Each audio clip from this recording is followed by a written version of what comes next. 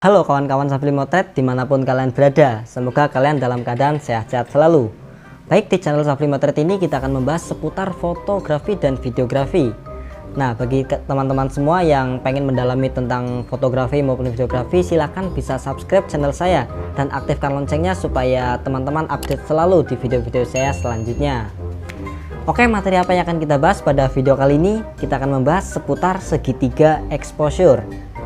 Nah, teman-teman semua yang membuka video ini pastinya ingin mencari tahu apa itu segitiga exposure ya. Nah, makanya dari itu teman-teman simak terus video ini dari awal sampai akhir supaya tidak tertinggal materi yang saya berikan. Oke. Nah, di sini saya tampilkan untuk segitiga exposure.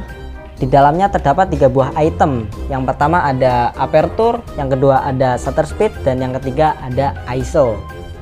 Nah, kita bahas yang pertama dulu, aperture. Apa itu aperture?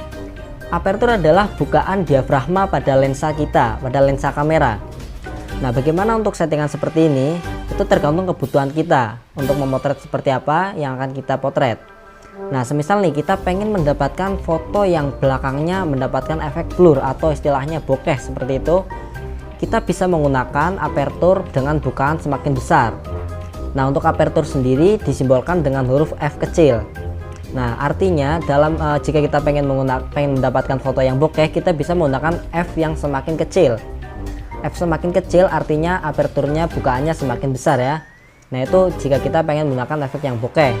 Nah, sebaliknya jika kita pengen mendapatkan foto yang titik fokusnya semakin banyak, semisal kita ingin ngefoto pemandangan alam, landscape, maupun kita ngefoto teman satu kelas, kan itu rame-rame kan, biar titik sana orang yang paling pojok dan pojok kelihatan semua kan ya, jelas semua.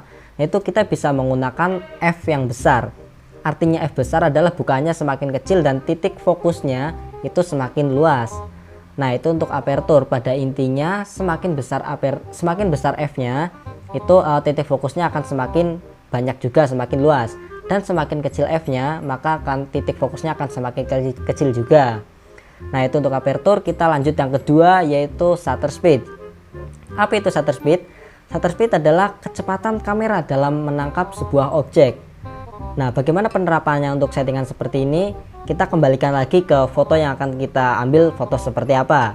Saya contohkan semisal kita pengen mengambil foto kendaraan yang sedang berjalan di jalan raya ya.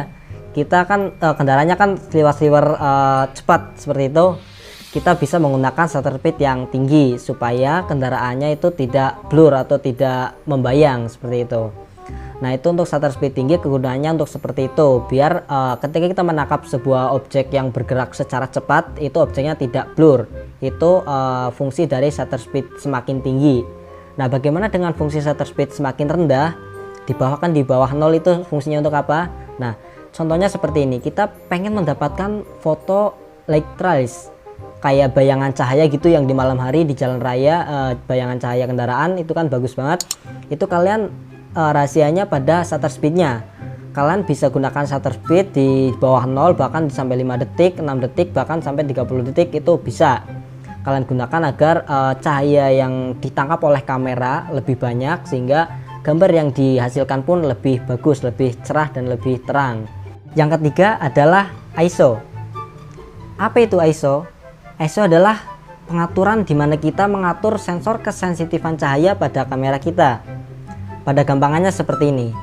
Jika teman-teman semakin meninggikan ISO-nya pada kamera teman-teman, maka hasil foto yang akan kalian dapatkan pun akan semakin cerah. Dan sebaliknya, jika ISO-nya kalian semakin kecil, maka foto yang akan kalian hasilkan pun akan semakin redup juga, semakin gelap juga. Nah, tapi perlu diwaspadai juga nih buat teman-teman semua jika memotret di keadaan yang minim cahaya dan diharuskan menggunakan ISO yang terlalu tinggi.